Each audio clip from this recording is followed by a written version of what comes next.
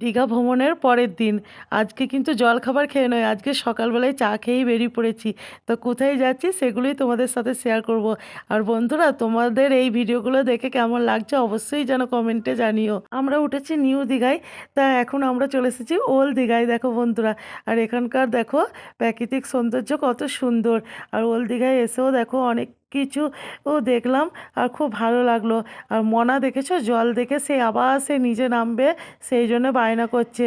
ও এখানে সকালবেলাতেই বলছে, এখানে এসেই বলছে যে আমি স্নান করব। তো এখন কি কেউ স্নান করে বলো? এখন এই কটা বাজবে, 7:30 পৌনে 8টা নাগাদ। তো যাই হোক, দেখো বাবার সঙ্গে আবার ওকে সেই জলে নামাতেই হলো। একবার পাটাকে ভিজিয়ে তারপর চলে এলো। তা এত করে বলছি যে মনা ঘোড়ায় চাপবি, তা চাপবে না, ও সেই জলে নামবে। তো দেখো আমি বললাম যে যা চাপকা, তাও দেখবি ভালো লাগবে, কত সুন্দর, কিন্তু ও যাবে না। তো যাই হোক বন্ধুরা, এইখানেতে কয়েকটা ফটোশ্যুট করলাম। আর তোমাদের দাদাভাই দেখো আমার জন্যে পার্স কিনছে। তো কোনটা নিই বলো তো, পছন্দ করে। তারপরেই দেখো পাঁপড় এসেছে। তো সকালবেলায় দেখো এই পাঁপড়গুলো একটু নতুনত্ব লাগছে, সেই জন্য এইগুলোও নিলাম, আর এই দুটোও নেওয়া হলো। তো যাই হোক বন্ধুরা, এটা এখন খেয়ে দেখি। তো সত্যি আমরা খেয়ে দেখলাম, খুব সুন্দর জানো তো এরকম এই পাঁপড়টা খেতে। আর বাঁদিকে এটা হচ্ছে বিশ্ব বাংলা পার্ক মনে হচ্ছে আমার, যা তো জানি না আমি ঠিক।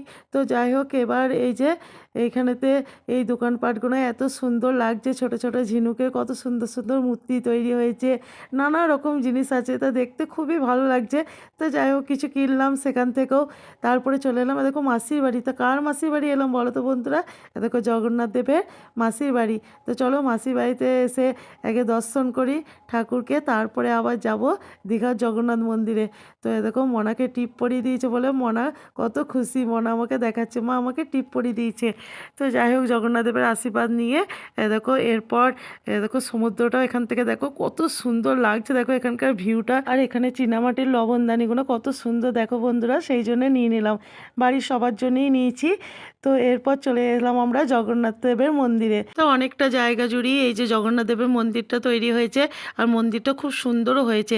আর আমাদের এই মন্দিরটা প্রবেশ করতে ঘুরে আসতে প্রায় কত টাইম লেগেছিল জানো বন্ধুরা? 45 মিনিট থেকে 1 ঘন্টা।